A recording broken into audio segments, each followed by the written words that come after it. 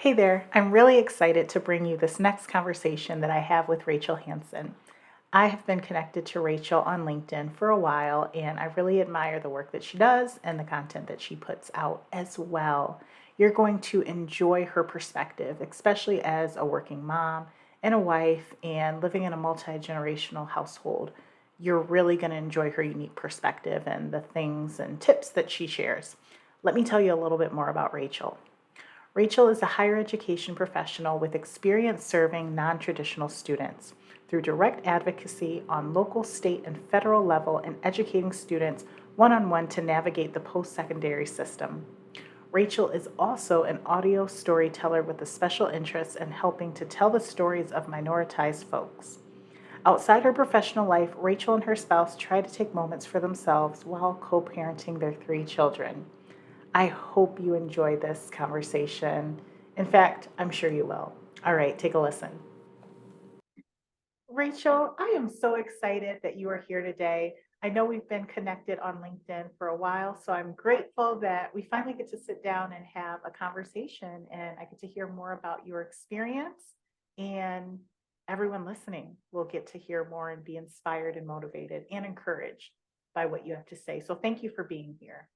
Well, Chelsea, thank you so much for having me. I was saying before we hit record, just this conversation about toxic workplaces and how we kind of process through that whole experience is so important. So I'm also very grateful to you for holding this space Thank and you. making it accessible for people to talk about Thank you. I some of the really terrible appreciate that. experiences that they've had at work.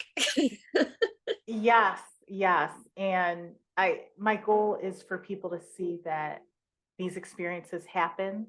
They're not alone, and there is action that they can take to really take control of their careers and escape those toxic workplaces.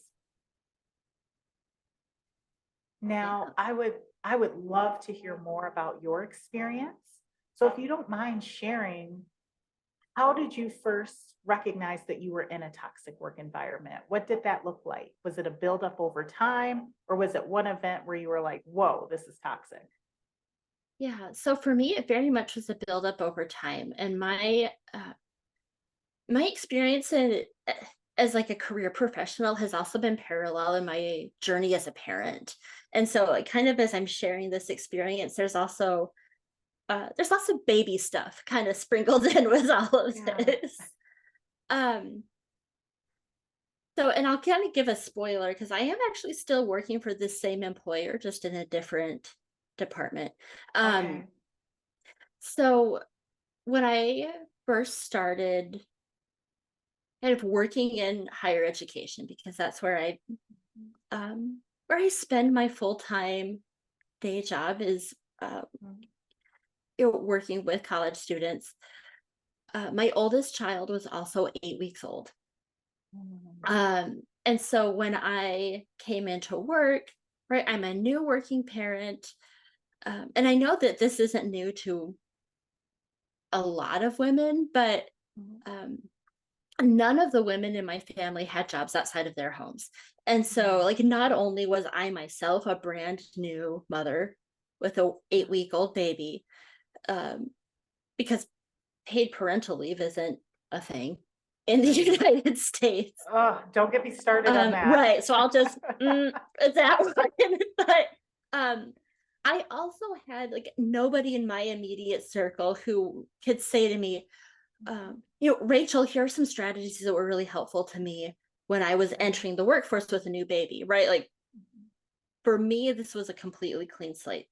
Um, Now, at this time, the Affordable Care Act had recently kicked in some provisions to protect breastfeeding women so that they could express breast milk at work. Mhm. And the law at that time was that your employer was required to provide uh, and I believe that this is actually a quote, adequate unpaid break time for you to express your Mm. breast milk.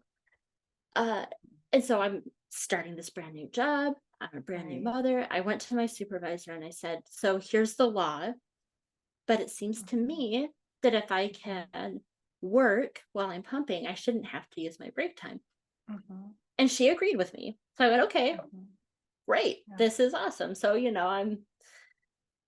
uh if you've ever worked in an office with a person who is Mhm. pumping, right? Like Yeah. it wasn't too long before the office was filled with that very distinctive, right?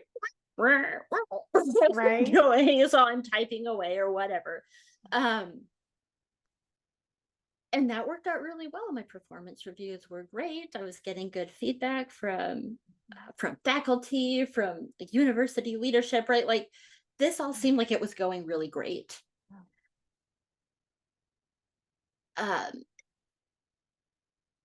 about I want to say maybe about a year in, Mhm. um, I had stopped my breastfeeding journey, and suddenly all these like little things started to happen, right? Mm. Um,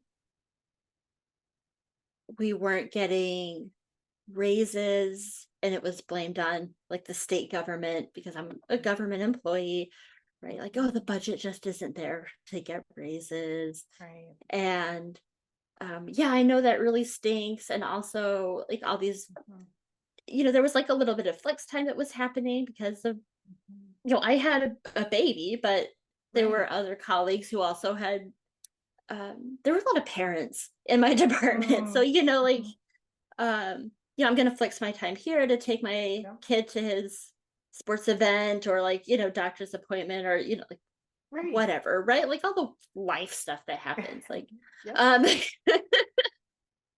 because anybody that tells you that you can leave your work life at work and your home life at home, They have no clue. no, like, right, like, no, nobody can Mhm. actually do that. Um, Exactly. so like, but that kind of started to be the vibe, right? Like when you come to Mhm. work, you're just here to work. Like I have people in my life, right? Like we all have people in our lives that Exactly. need us. Um, anyway, so this kind of started happening around the time that Mhm. this is happening. Um, we were all like in my family were having a daycare kind of Mhm. crisis. Mhm. I will call it. Um, Oh. because my it was the grandparents that were Mhm. taking care of my daughter, which was wonderful and very much Yes. appreciated. Um, but they also have a number of chronic health conditions, and so we were trying to like find backup care. So there was like a lot of work that was being missed. While all of this was happening, my spouse and I also found out that we were expecting our second child, Mm. and so which was exciting. Yes.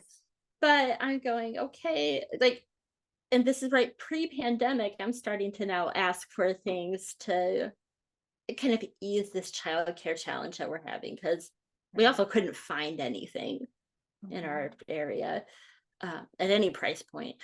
So that was It's been a challenging. struggle over the past few years. Right. Well, I Mhm. mean, so my oldest is 9 years old. So, Mhm.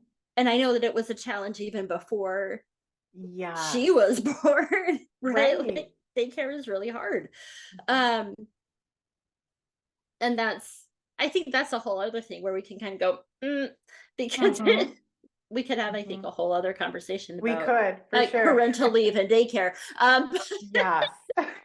Uh, but so before the pandemic, I'm going, could I maybe have like a laptop so that if I'm having an unexpected illness of my daycare provider, who's also a member of Mhm. my family, Mhm. like I could, like, this is like the work that I was doing was work that I could do at home.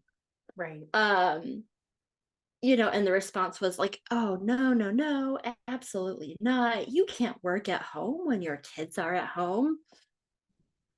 Uh, so like the pandemic was kind of a trip for me in a whole other direction from a lot of other folks.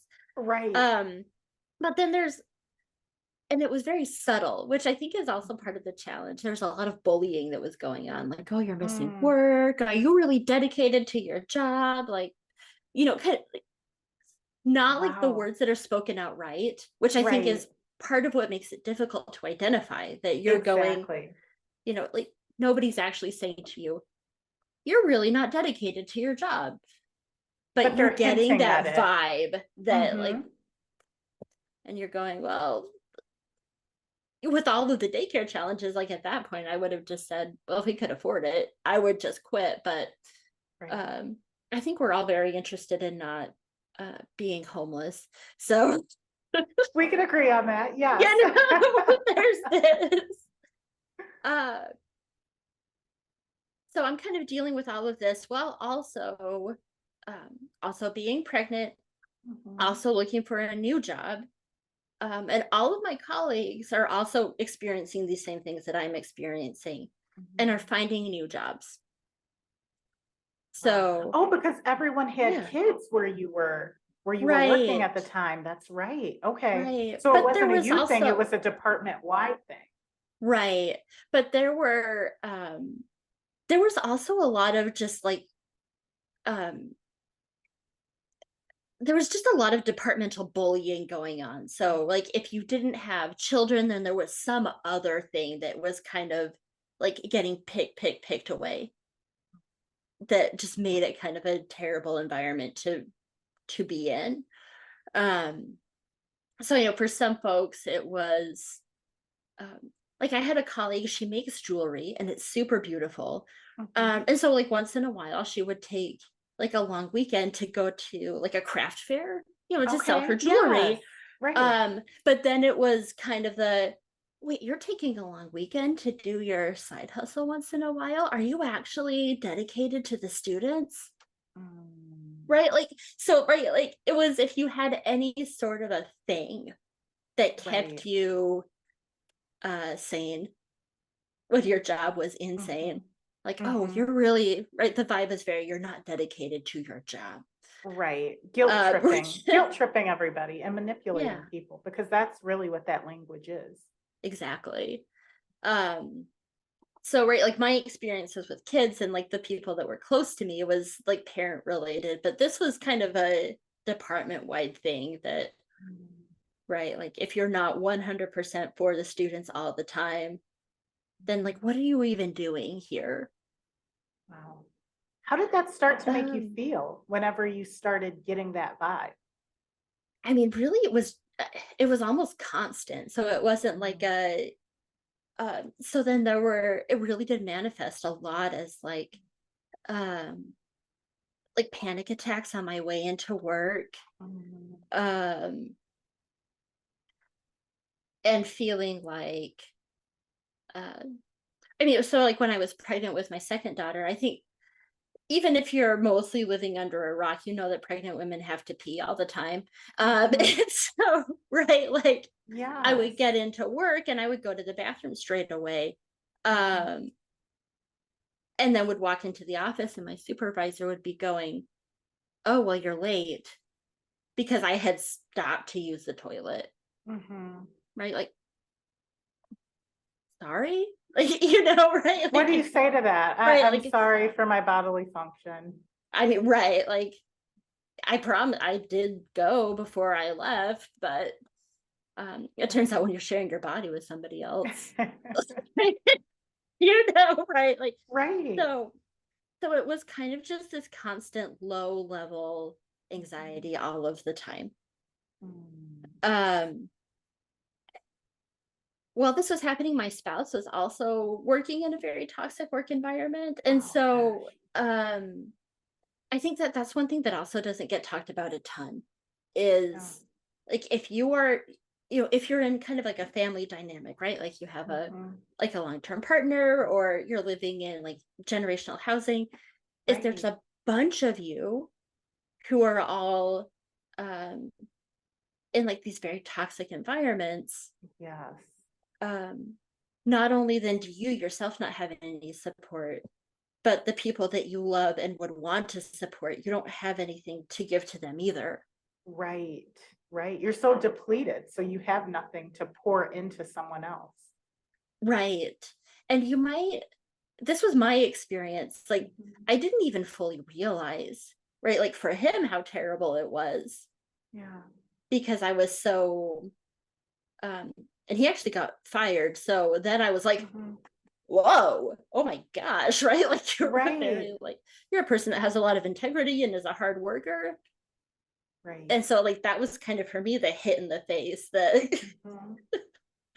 um oh wow, this was really terrible. And I was just because of my own stuff, like, I Right. wasn't paying any attention.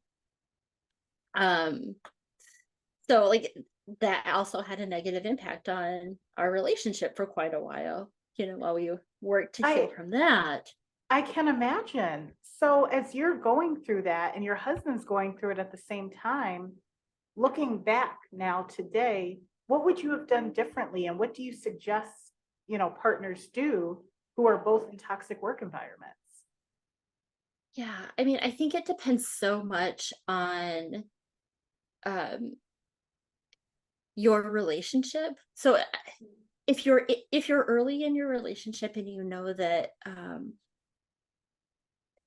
if like me and my husband, if you know that you Mhm. want to add kids into the mix at some point, Yes. um right, like make sure that you are kind of practicing those communication skills Mhm. early on because to my mind, this really is a situation where an ounce of prevention is worth a pound of cure because like once you're in it, the cure, I very honestly don't know what the cure is.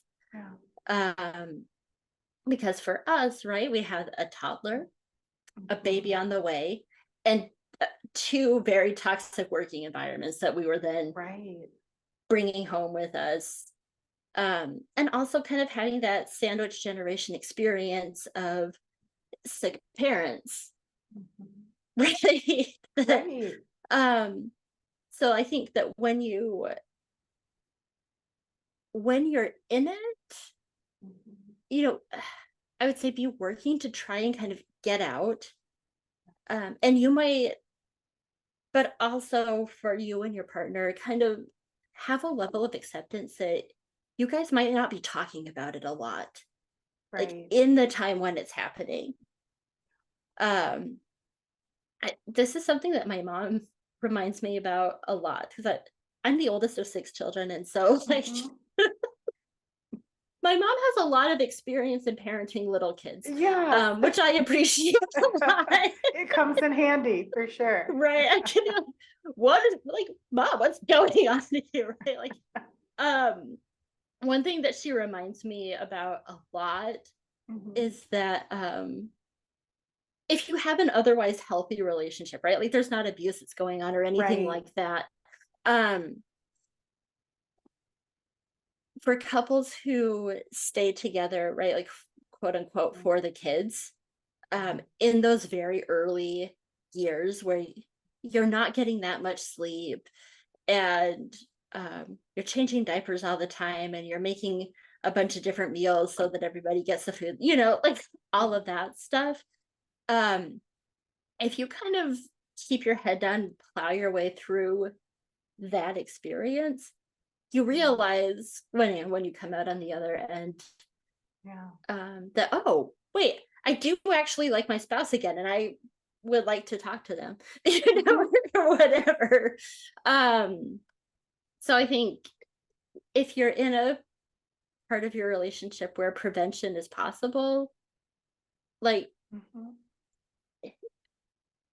be as communicative as you can. Um, Yes. and then if you're not, right, like if you're kind of in this moment where um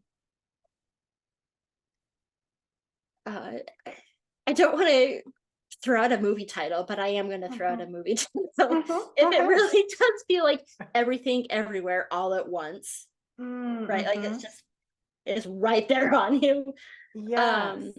do your best to kind of just plow through, um, Mhm. and to be as compassionate both to yourself and your partner as you can be, Mhm. um, because it's really freaking difficult. It's Um, rough. And you had, like you said, you're raising a toddler, you're pregnant, your husband is in a toxic work environment, you're taking care of your parents as well. What was your support system? Who did you talk to? Or what did you do to take care of yourself? there was not a lot of care that was happening in that time, Mm. honestly. Yeah. um I think there were a few things that I did to kind of, I would say, consolidate a little Okay. bit. um right, like, this is kind of outside of work, but like when Mhm. your whole life is bonkers, like Mhm. it all kinds of comes in together. So with my eldest, I had seen a midwife, which was great. Okay. Mhm. But then she left the practice. And Mm. so for a second one, so for several weeks I was trying to find a new midwife, because I was like, Okay. I saw a midwife and I'm gonna keep seeing a midwife, and I'm very serious about seeing a midwife. I couldn't, with that piece, there were also kind of two things going on. I couldn't find a midwife that I really liked. And so I was Okay. just kind of like, for about 20 weeks, which Mhm. half the pregnancy, right? I was Right. just seeing somebody new every time to see, right? Like, are we going to dive? Um, while this was happening, um, my husband also needed to have emergency gallbladder removal Oh my surgery. goodness. Um, and so with every new midwife, when they're saying, "Hey, how you doing? How's your stress?" I'd be like, "Oh my goodness, Way I'm up here. stressed. My family right now." And Yes. um, and so I finally realized, like, that I was being somewhat stubborn about, like, the medical care. Because we had a family practice doctor who was the one that referred him to the emergency room, right? Like, hey, Okay. you got to get to the emergency room right now to get your Right. gallbladder out of your body. Mhm. And so I went, she already knows what's going on in the family. Right. Why don't I just see her? And so, like, that's what I did, but Mhm. it took me a while to figure that out. But like, medically, the consolidation of care was really helpful. So if you Okay. have, like, things in your life where you're going, okay, I keep trying to talk to like this person and that person and another Mm. person, Yeah. um and it might not come across in as I'm like running my mouth in this podcast, but I'm also a relatively introverted person, so like that was exhausting Mm. for me on another level too, right? Right. So if you are also like that and you're going, "Ah, I'm trying to talk to people about this and I'm trying to get support, but um I keep having to, like, talk things out over and over again all the Right. time to different people, and that's also depleting you." I Yes. also don't think that there's any shame in, like, consolidating who you're going to Right. uh, for support. So like that was a move that I made that I found to be really helpful. But like within the family during this Mhm. time, we were all kind of islands Mm. to each other. So um it really did feel a lot more like if the Titanic just actually kept going after, like, rushing through the iceberg. Mhm. Like, you're sinking, but you're still kind of going. Like, it was a little bit more like that feel at the Yes. time. Oh my goodness. It sounds like it. So And as you're, consolidating and working on your home life and you're still in this toxic work environment, at what point did you realize I need to leave, I need to find a new department? What was that moment for you? yeah, so I think um I was loosely looking during my second pregnancy. Okay. Um and even though pregnancy discrimination is illegal, it happens all the Mhm. time. So like Mhm. I was having a very difficult time finding anything. Mhm. But then when I so so our daughter was born, I Mhm. came back to work. I got a little longer. She was 10 weeks old when I came back to work. Okay. Mhm. um, and again with the with the pumping, I just assumed that I would do what I had done before, that I described at the beginning, right? That I would work while I was pumping and it would be Right. fine. Um, my first day back to work, my boss had taken the day off. So my first day back, that's what I did. But she was back on my Mhm. second day and she came to me and she said, "Well, Rachel, what are you going to do about pumping?" And I said, "Well, I'm just going to do what I'd done previously." Right. And she said, "Well, no, you're not." And I went, "Well, what do you mean?" Right? Like, Right. what was the problem before? And she goes, "Well, I've done some research and I know my rights, and you have to use your break time." Wow. Uh-huh. So, A um, completely different person almost. yes. Yeah. And my working theory, which is 100% a theory, is that when I started working there, she Mhm. was on a performance improvement plan. And then when she Okay. improved enough um to be off of the performance improvement plan, she kind of went back to Who she really a was. bunch of the terrible things that she'd been doing previously. Oh That gosh. is my working theory that Yeah. obviously and appropriately nobody could ever confirm or deny. Right. Right. I mean, you can only um, assume based on the behavior. right, exactly. Uh, and so that was when I really went, okay, like this is ridiculous. Uh, and I went to my union because I was Mhm. in a labor union, and they were very sympathetic, but also Mhm. saying technically this isn't illegal, and so Mhm. it sucks, but you can't file a grievance Mhm. because this isn't illegal. Um, Mhm. Human resources was also like less than no help to me. Mm. Um, and so, right, so I did all of those things, right, that you are Right. supposed to do Exactly. if you're um if you're experiencing some form of, I mean, essentially discrimination, even if it's not Right. legally defined as discrimination. Right. And so I started looking for new jobs and I was applying everywhere. Um,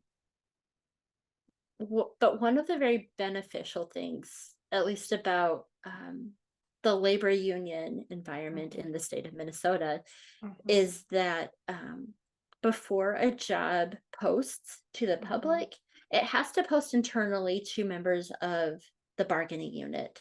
Okay. So that so if a job opens up and it's in like your Mhm. same Mhm. class, Mhm. you kind of have first shot at that job. Okay. Um, and so I actually went through that. It's called a bidding process, but I went through the Mhm. bidding process twice. The first time, uh, I enter, and I'm going to say in quotes, interviewed, Mhm. because Mhm. you have a lot of power in a bidding situation as the employee. Okay. Uh, so I kind of interviewed, but it really was me interviewing the department, right? Okay. Like they couldn't turn me down if I said that I wanted the job. Got it. Um, Okay. so I kind of interviewed the department and realized it would be either the same or worse as what I was How did currently in. how did you determine that? Because I know for people who are looking for new roles Yeah. and they need to dive into actually interviewing a company, how Yeah. did you make those determinations? What questions did you ask?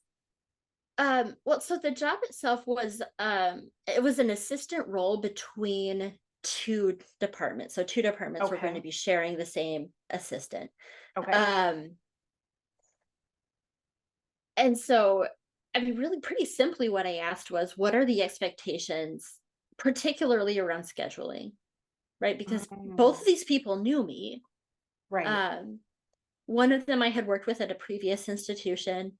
Um, One of them, because I'm also an alumni of the university that I work at, and so Okay. it, he knew me from my student days. Okay.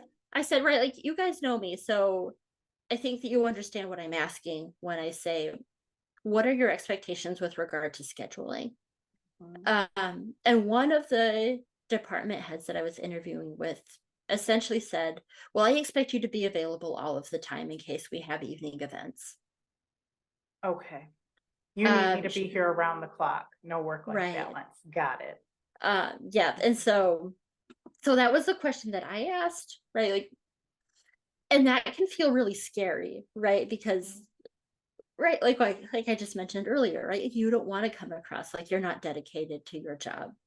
Right. Um, because hopefully we're all kind of looking for something that is fulfilling Yes. while also recognizing that like pretty much everybody is doing a job because we all need money. Right. Absolutely. Right? And that job Like, needs to align with our priorities and our values. And for you, you needed that right, work-life balance. So I'm glad that you asked about right. that scheduling. Yeah. Um, so I think to anybody who's listening, if you're feeling very freaked out about Mhm. asking, what are your expectations for work hours? Mhm. Um, it still, I think, is an important question to ask. So Um, true. kind of and I also recognize that that has a lot of privilege in it, right? Like Mhm. sometimes it doesn't matter, right? Like if you don't get a paycheck in 2 weeks, then you're out on the street, and that's a whole Right. other that's a whole other thing. Right. Um, so I also want to acknowledge that being able to ask that means that you have a level of comfort in your own life, Mhm. um, that not everybody has. Uh, so the other piece with the scheduling was that this person said we might have evening events with very little notice. Oh, And okay. I don't think that I would say regardless of your parental status, right? For somebody to say to you, Right. "Hey, you can stay late tonight. That's no big deal," right? Like, yeah, it is usually a really big deal. Exactly. And for most people, it's a big deal. Right. And I do understand that there's some out there who are like, oh, yeah, whatever, I can spend, all day and all night at work. But asking those important questions based on your Yeah, values and what's important to you is really key to avoiding working in a toxic environment. exactly. Um, but so I did turn that one down because I'm going, well, I don't want more of the same, right? That's Right. not the goal here. Um, and then I successfully bid on a second position, Mhm. and moved to a new department. Um, and I think sometimes there can be some fear in a lateral move, right? Which is what this Yes. was. Yep. Um, because I think usually if you're dealing with a toxic work environment, at least in my own experience, you're also Mhm. dealing with some money challenges too, Right. right? Um, and I think there's also a lot out there that is well intentioned, but saying, you shouldn't look for a new job unless you're willing to negotiate a higher salary or like this kind of thing. Um, and I don't think that that really serves anybody, right? No, because Sometimes you a need to do lateral what's move is best for your you. best. Right. Yeah. Um, but for me, that turned out to be really good because um, the environment that I hopped into was, um, it turned out to be toxic, but in like a slightly different way. Mhm. Um, but another benefit of it, and something that I would encourage other folks to think about, Mhm. is that this role was a lot more front facing with a bunch of Okay. people within the Ah, organization. okay. Um, and so what that wound up doing for me was I was not in that role for very long. I was only there for about Mhm. 9 months. Okay. Um, which, previously I'd been there for 3 years, Right. so right. Yeah. Um, but what it really wound up doing was that then when I was applying for internal roles, I kind of had that benefit of people going, "Oh, hey, I know Rachel. It I gave see you her in networking student life all the opportunities. time," right? Yes. That I previously didn't have, right? Like you're kind of Right. tucked away or whatever. You're just, I think in both roles, right? Like I was just like buying office supplies and making copies of things, right? Right. You But didn't have that much exposure. right. But I think within um like a department that faces the whole university, because I moved into student life, that there was a lot of exposure. So that I think is something to think about too, if you are making a lateral Absolutely. move. And you want to stay with the same company, which even now, right? I've worked there for 9 years. Yeah. I'm still kind of like, do I want to stay with the same company? But um Well, you it's bring up, very but yeah, you anyway, bring I'm up a, babbling. no, you're good. Like you're bringing up a lot of good points, and I just want to make sure that I call them out for those who are listening and watching. I think one of the benefits of working for a larger organization is being able to move around internally whenever you start to see that something isn't working, because not every single department is toxic sometimes. Usually it's primarily the manager or the colleague. So if you need to make a change, you should definitely feel empowered to do that. We absolutely should. Yeah.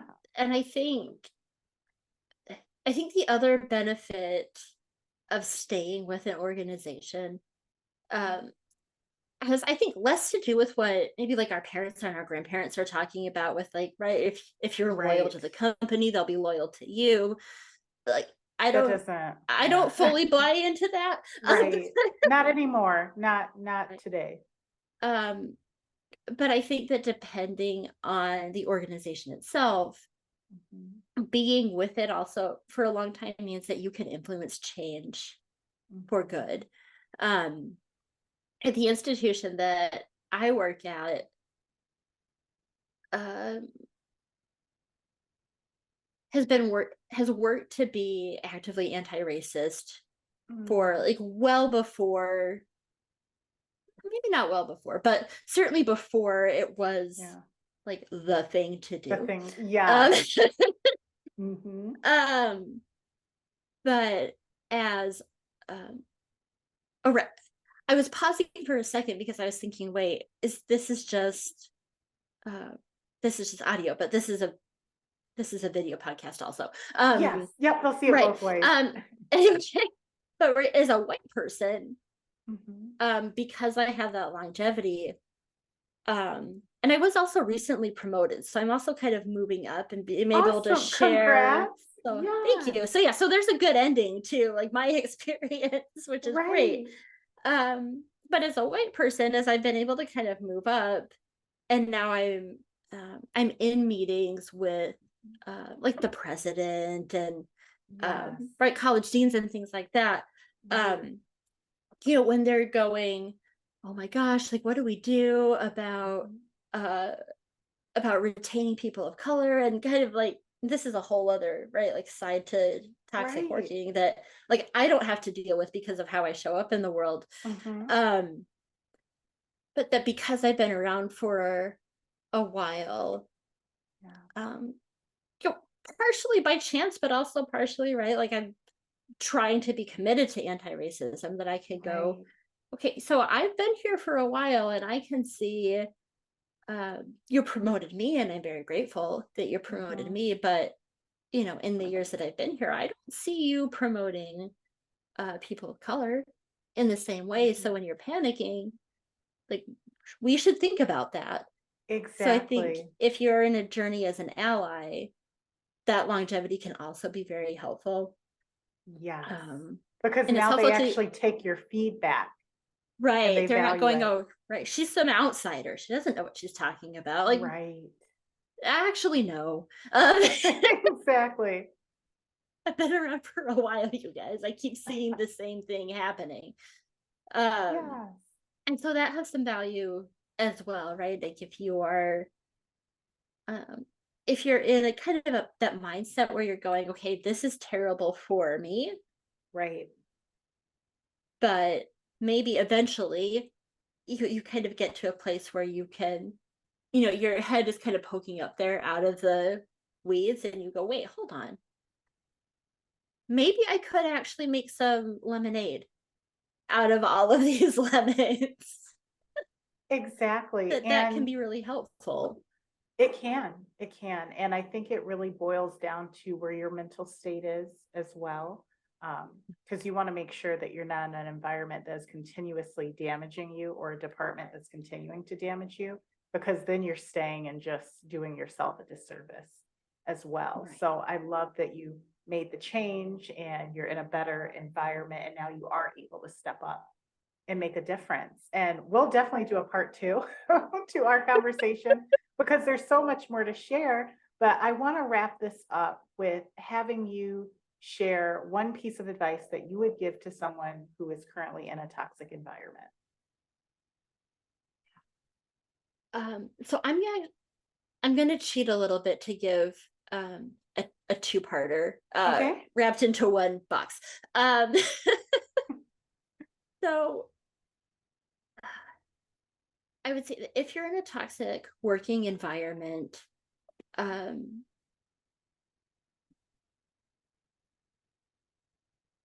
as an individual contributor, there's my opinion is that there's not a lot that you can do.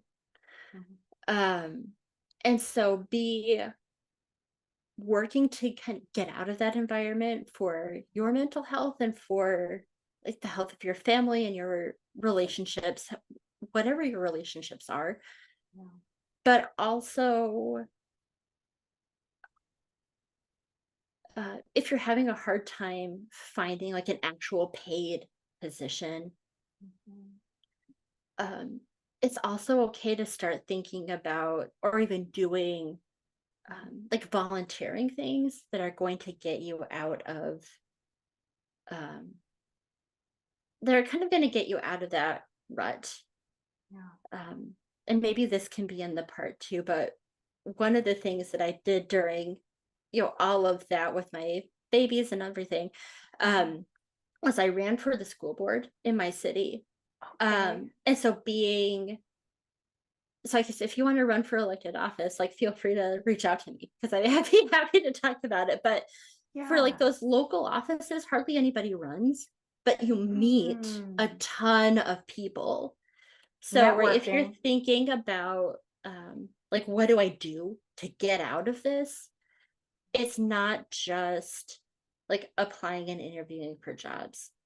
It could be um, right, like running for your city council or your school board or being on like a county commission or I always think about like kid stuff because I have Yeah. kids, but right, like Right. But being there's on the so many PTA opportunities. or early learning or like Yes. there's a lot in your community that will get you out and meeting people and maybe like identifying something that you previously would not have identified as an option. I love that, and So that's my increasing your advice. networking. I love that, and Yeah. you're increasing your networking opportunities, which allows you to build new relationships that can land you your next role. So I Mhm. think that was powerful advice. So thank you so much, Rachel, for your time and sharing your experience. If anyone wants to reach out to you and connect with you online, where can they find you? Sure. So you can really find all of the things that I'm working on my link tree, which is kind of my online home.